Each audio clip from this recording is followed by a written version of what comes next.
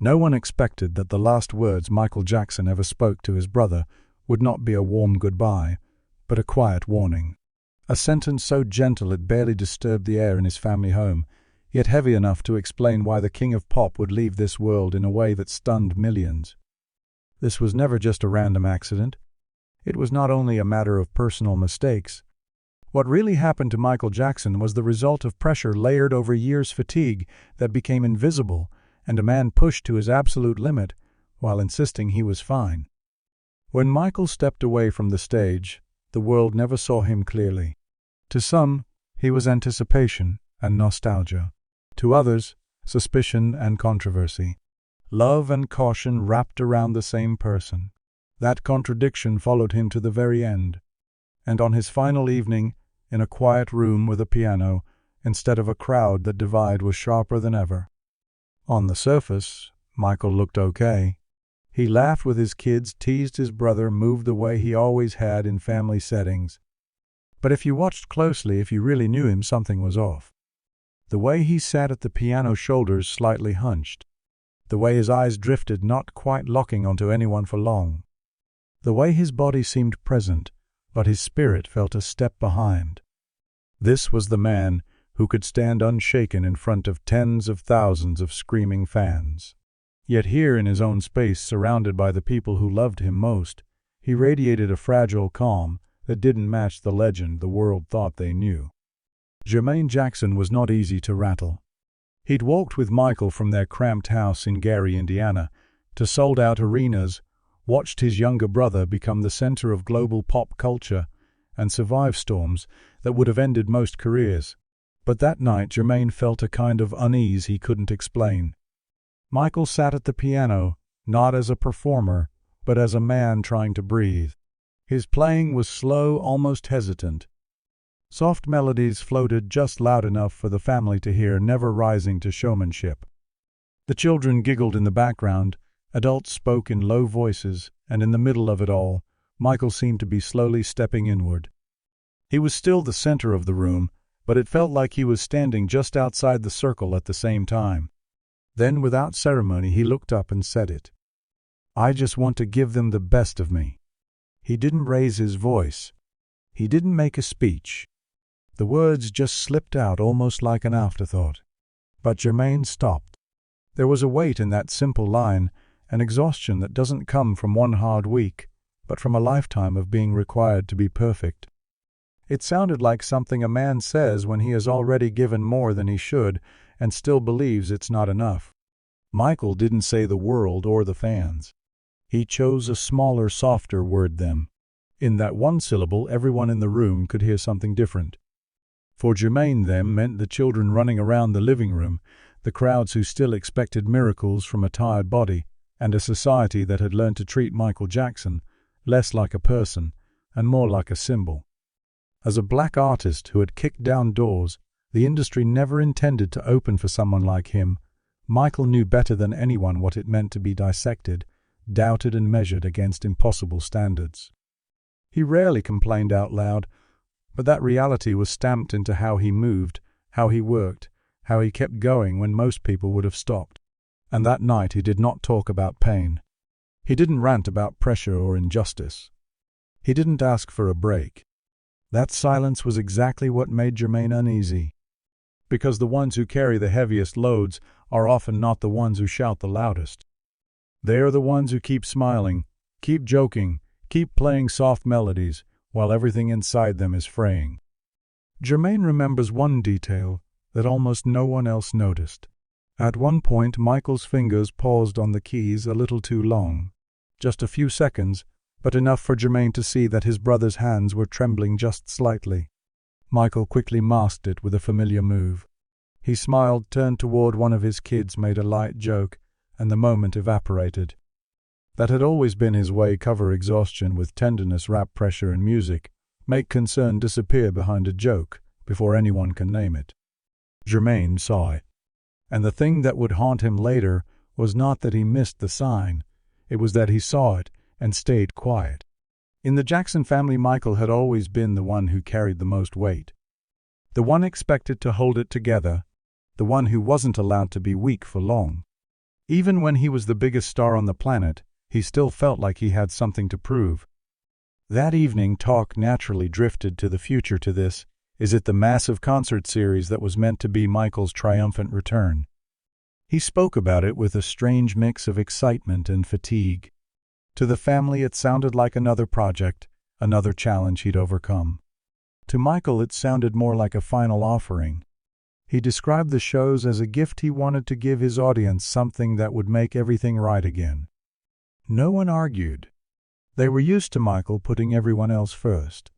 But if you listened between the words, there was a quiet urgency there, as if he knew the clock was running faster than anyone wanted to admit. Later, someone close would recall seeing Michael and Jermaine step out to a balcony, the wind moving gently, city lights scattered below them. Michael's voice dropped lower as he spoke privately. "I just want to make this right," he supposedly said.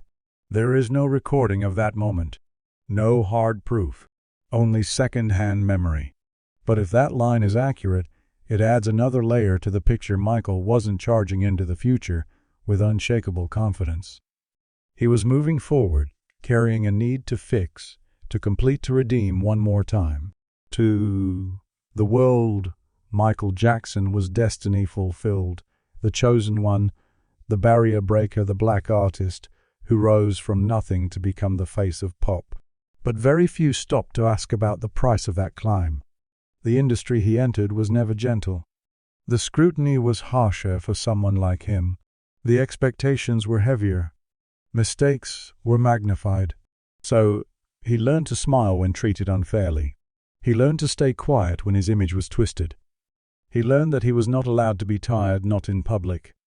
That last night, he didn't list those wounds, but they leaked out in the details. In the way he played more slowly than usual. In the way his gaze lingered on his children, as if memorizing them. In the way he said "the best of me," as though that best was something he had been pouring out for so long there might not be much left. When the evening finally wound down, nothing dramatic happened. No one hugged Michael unusually tight. No one asked an extra question. The room dissolved like any other family gathering. As Jermaine walked away, he turned once more. Michael was still by the piano, bathed in soft gold light. His face looked thinner than Jermaine wanted to admit. His body looked smaller than the legend the world imagined. That ordinary image became a permanent scar, precisely because it looked so normal, quiet, harmless. Hours later, the world would tilt. But in that moment, Michael Jackson was just a man at a piano, holding a lifetime of pressure in a single soft sentence. "I just want to give them the best of me." No one realized it yet, but that simple line was not just a thought. It was a warning spoken so gently that everyone in the room mistook it for peace. And that's where the tragedy truly began. Not with a sudden catastrophe, but with a deceptively calm night, and a man who had given so much of himself that there was almost nothing left. The morning arrived too quickly, cutting through the fragile calm of that family night like a knife. Jermaine Jackson had barely shaken off the soft glow of the previous evening when the phone rang. It wasn't a desperate ring. It wasn't frantic. It sounded almost normal, and that more than anything made his stomach tighten. When he picked up, he didn't hear a full sentence. Just broken pieces crashing into each other. "Michael Hospital Emergency." The voice on the other end wasn't shouting. It wasn't sobbing. It was trembling. And in that trembling, Jermaine understood something with a kind of cold, immediate clarity. Something was terribly wrong. Just hours earlier, his brother had been at the piano speaking softly about the future, about what he still wanted to give. Now the world had switched tones without warning. No transition, no time to prepare, no chance to catch his breath. Jermaine shot to his feet. The questions in his head never fully formed into words. He didn't ask for details. He didn't ask for explanations. There was only one instinct left: get to the hospital. On the way there, the city suddenly felt cruelly slow. Traffic lights held red longer than they should. Cars ahead crawled oblivious.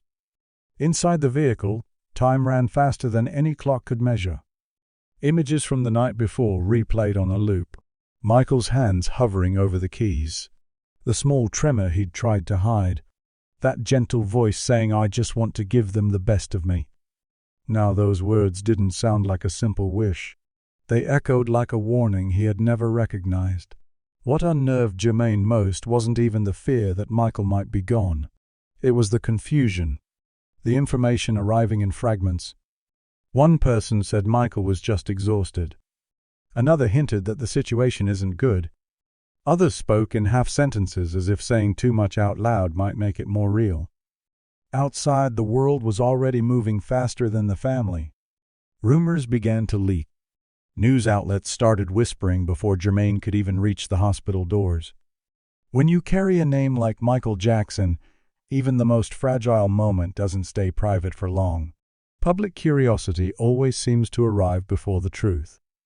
Walking into the hospital, Jermaine was struck by how quiet it was. No cinematic chaos, no shouting, just sterile white walls, the echo of footsteps, the low murmur of staff. The orderliness unnerved him more than any shouting could have. He scanned faces, searching for someone who would tell him what he needed to hear, that everything was under control, that Michael was being treated, that there was still time. No one said that. He asked the only question that mattered, "Is he okay?" No one answered him directly. Eyes flickered away. Words spiraled around the point. That evasiveness was the first thing that made the family question not just what had happened to Michael, but how it was being handled. Time in the hallway didn't flow, it pressed down. Every minute felt heavier than the last. Jermaine leaned against a wall, closing his eyes, but the images didn't stop. He remembered how Michael had looked at his children, how he always spoke about responsibility more than joy, how his life had been a long list of people he felt he had to protect. Michael had never really lived for himself. He was a black man who had climbed from poverty to the top of an industry that wasn't designed for him, and yet even at the top he was never allowed the simple luxury of falling apart. The expectations on his shoulders came from everywhere: the fans, the media, the business, the culture. A world ready to worship him when he was flawless, and just as ready to tear him apart when he wasn't. Someone who was there later said Jermaine kept checking his phone, as if hoping for one more detail that would somehow make all of this make sense. But each new call only added to the blur. Contradictions, half answers, no clear picture. That lack of clarity would later feed questions about what really happened, about what was missed, what was overlooked, and who, if anyone, should have done more. But in that moment, Jermaine wasn't thinking about blame or investigations. He was thinking about one thing: his brother was somewhere behind a door he couldn't walk through.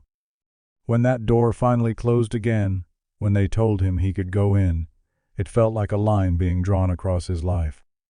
Before a brother who always believed Michael could survive anything. After a man forced to accept that no one can carry that much weight forever.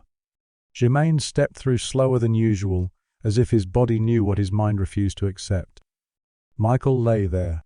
Not the Michael of the stage, not the tireless performer rehearsing until dawn, but a small, very still Michael. The body that had once held the rhythm of an entire generation now lay so quiet that the air around him felt frozen. Jermaine didn't cry immediately. People around him would later be surprised by that. Even he couldn't fully explain it. His mind hadn't caught up to his heart yet. This was a moment too big for any instinct to process in real time. He moved closer, searching for any sign: a twitch, a breath, a crease of the brow. Something to prove this was all a mistake. There was nothing. When he finally reached out and touched Michael's hand, the sensation stopped him cold. Later, when he described it, his voice dropped. "I touched his hand," he said. "It was so cold. That cold wasn't superficial. It didn't just sit on the skin. It ran straight up through Jermaine's arm and into his chest, knocking the air out of him." In that instant, all the titles disappeared. There was no king of pop, no icon. Just two brothers and a loss no one could reverse.